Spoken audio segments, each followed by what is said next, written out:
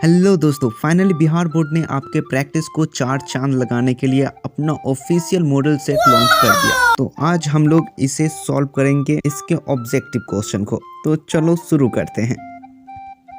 हमारा पहला क्वेश्चन है कि निम्नलिखित में से कौन सा संख्या है हमारा जो परिमेय संख्या है।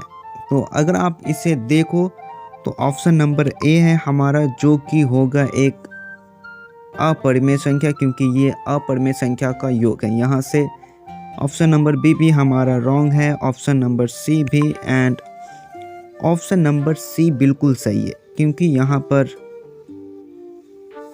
ये 4 का 2 निकल जाएगा। तो इसे हम लिख सकते हैं 1/2, जो कि एक परिमेय संख्या होते हैं।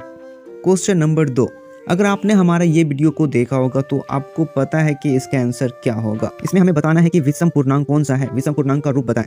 तो यहाँ पर सबसे इसका इजी मेथड हम देखते हैं। यहाँ पर m का मान आप डालो कुछ भी, 1 2 3 4 5 कुछ भी ऑप्शन नंबर 1 में, तो ये आ जाएगा। जब हम यहाँ पे 1 डालेंगे तो ये 2 आ जाएगा, 2 डालेंगे 3, यानी ये ऑप्शन बिल्कुल गलत है। अगर आप b डालो तो b भी नहीं होगा। सम संख्या के लिए हमारा हो जाता ऑप्शन नंबर सी, लेकिन विषम संख्या है तो इसका हो जाएगा हमारा ऑप्शन नंबर डी बिल्कुल सही है। नेक्स्ट, निम्नलिखित में किसका दशमलव प्रसार हमारा शांत है, ये बताना है। इस क्वेश्चन को भी मैंने इस वीडियो में सॉल्व किया था, तो चलो अब यहाँ भी सॉल्व करते हैं। दशमलव प्रसार शांत होने के लिए एक फॉर्मूला होते हैं कि जो ऊपर का नंबर होते हैं अंश, वो कोई सा भी एक पूर्णांक हो सकते हैं, और जो इसका डिनोमिनेटर होते हैं हर, वो होना चाहिए हमेशा 2 की पावर m गुना 5 की पावर n होना चाहिए, यानी इसी रूप में होना चाहिए। तो वो अगर आप चेक करोगे तो वो आ जाएगा हमारा ऑप्शन नंबर सी, जो कि बिल्कुल सही है। नेक्स्ट क्वेश्चन नंबर 4 में हमें बताना है कि जब इसका ये रेकरिंग दे दिया तो इसे p/q के रूप में बताएं कि क्या होगा। तो p/q के रूप में बताने के लिए एक इजी मेथड आप याद रखो कि जितने नंबर पे रेकरिंग है ये, बस बटा के नीचे उतने 9 लगा दो, और जितने में नहीं है, जैसे ये 87 था तो 87 हमने लिख दिया, और 8 पे रेकरिंग नहीं है इसलिए यहाँ पर 0, और इसी 8 से माइनस कर देंगे। तो ये जो रिजल्ट आएगा ये आ जाएगा हमारा ऑप्शन नंबर सी। इस क्वेश्चन में हमें बताना है कि x + y - z का वैल्यू क्या आएगा। जब यहाँ पर हमारा दे दिया कि 540 2 की पावर x गुना 3 की पावर y और 5 की पावर z है, तो यहाँ से हम सबसे पहले x y z का मान निकालते हैं। इसके लिए हमें करना होगा 540 का बस आप गुणनखंड करो। तो गुणनखंड करेंगे यहाँ पर, तो इसको हम इस तरह से लिख सकते हैं कि 54 गुना 10।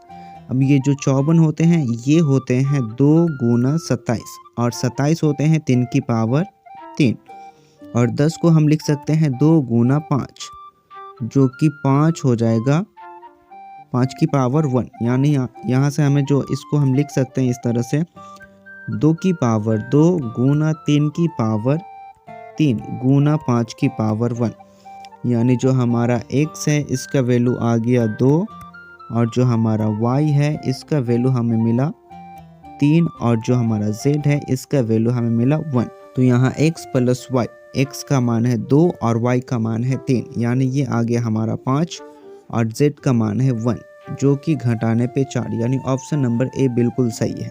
इसमें हमें बताना है कि कौन सा संख्या है जो अपरिमेय संख्या है। तो ये ऑप्शन नंबर ए से चेक करते हैं। ऑप्शन नंबर ए को अगर आप लिखो तो ये इस तरह से लिखा जा सकता है कि 2 + 3/9, और ऑप्शन नंबर बी देखो तो ये आ जाएंगे 13, जो कि रूट से बाहर है, तो ये एक परिमेय संख्या होगा। ऑप्शन नंबर सी भी परिमेय संख्या, क्योंकि ये 21 का स्क्वायर होता है। अगर ऑप्शन नंबर डी देखो तो ये भी एक परिमेय संख्या, तो हमारा यही सही ऑप्शन है। नेक्स्ट क्वेश्चन है हमारा, यदि mn 2 अभाज्य संख्या है तो इसका महत्तम बताना है, क्या होगा इसका HCF क्या होगा। तो जब 2 अभाज्य संख्या होते हैं इनके बीच का HCF हमेशा 1 होगा। 8 नंबर क्वेश्चन है कि 2 संख्याओं का गुणनफल जब दे दिया है कि ये होते हैं 2366 है। लघुत्तम दे दिया यानी इसका एलसीएम दे दिया है और हमसे पूछा जा रहा है कि बताएं इसका महत्तम क्या होगा। महत्तम मतलब एचसीएफ क्या होंगे। तो इसके लिए फार्मूला होते हैं कि a गुना b मतलब पहली संख्या गुनी दूसरी संख्या बराबर एलसीएम गुना एचसीएफ। तो इस फार्मूला को अगर आप यूज़ करो तो इधर आ जाएंगे हमारा 23 और 66 और इक्वल टू में यहाँ जो हमारा एलसीएम का मान जो दे दिया है 182 ये बटा में आ जाएंगे और इधर हमारा आ जाएगा एचसीएफ। अब अगर इससे आप काटो तो ये 13 मर्तबा में कट जाएगा यानी ऑप्शन नंबर इसका ए बिल्कुल सही है। किसका दशमलव प्रसार अशांत है ये बात हमें बताना है। इससे पहले वाले क्वेश्चन में था एक कि जब शांत है तो चेक करना है, लेकिन अशांत के लिए क्या कंडीशन है। शांत के लिए कंडीशन था कि ऊपर में कोई सा भी नंबर होना चाहिए, नेचुरल नंबर या फिर वो कोई एक पूर्णांक भी हो सकते हैं, और नीचे में इसका जो हर होना चाहिए वो हमेशा 2 की पावर m होना चाहिए यानी 2 की पावर कुछ होना चाहिए और 5 की पावर n यानी ये हमेशा 2 और 5 के रूप में ही होनी चाहिए। तो अब हमें यहाँ बताना है कि ये अशांत है या फिर नहीं, ये चेक करना है।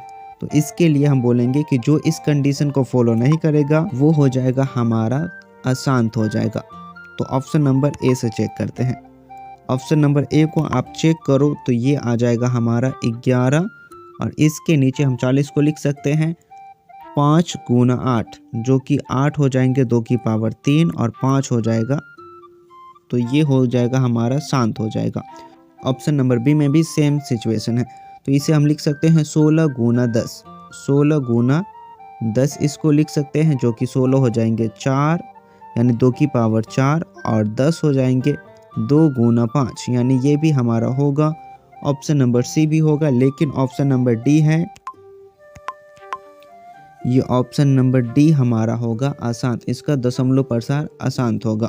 क्वेश्चन नंबर 10 है, इसमें हमें दे दिया कि p का मान दे दिया, q का मान दे दिया और pq जो कि एक धनात्मक पूर्णांक है और a भी एक अभाज्य संख्या है। तो बताना है कि pq का लघुत्तम क्या होगा। लघुत्तम मतलब इसका बोल रहा है कि एलसीएम बताएं आप क्या आए। तो एलसीएम पता करने के लिए सबसे पहले आप p का गुणनखंड करो जो कि आ जाएगा a गुना b और हम b का स्क्वायर लिखेंगे, और जब q का करो तो q का आ जाएगा a गुना a की पावर 3 और गुना में b। अगर आप चेक करो इसमें कि ये कॉमन क्या है दोनों में, तो ये दोनों में कॉमन है हमारा a, और फिर चेक करो तो ये b भी कॉमन है, तो हम b को भी लिख देंगे। अब जो पार्ट नहीं कॉमन है उसे भी इसमें गुना करना होता है एलसीएम में, वो है a की पावर 3 और b की पावर 2, तो ये आ जाएंगे a की पावर 4 और b की पावर 3 जो कि ऑप्शन नंबर सी है हमारा बिल्कुल सही। तो अब तक के लिए बस इतना ही, और पार्ट 2 में हम 10 से लेकर 20 तक के क्वेश्चन सॉल्व करेंगे और इसी तरह हम पूरे 100 क्वेश्चन को सॉल्व करेंगे। और आप देख सकते हो कि इसमें कितने इजी क्वेश्चन को पूछा गया है। तो अगर आप इसे प्रैक्टिस कर लोगे तो फाइनल पेपर में भी आपका स्कोर काफ़ी ज़्यादा अच्छा रहेगा। और अगर आप चाहते हो कि इसका पीडीएफ पाएं तो इसके लिए हमने डिस्क्रिप्शन में लिंक दे दिया है, वहां से जाकर आप इसे डाउनलोड कर सकते हो। लगे रहो अपने तैयारी में और अपने प्रैक्टिस को इम्प्रूव करते रहो, क्योंकि आपको एग्जाम में स्पेसिफिक टाइम ही दिया जाएगा कि आपको 3 घंटे 15 मिनट में ही पेपर को सॉल्व करने हैं। इसलिए अपने प्रैक्टिस को कंटिन्यू रखो। Thanks for watching.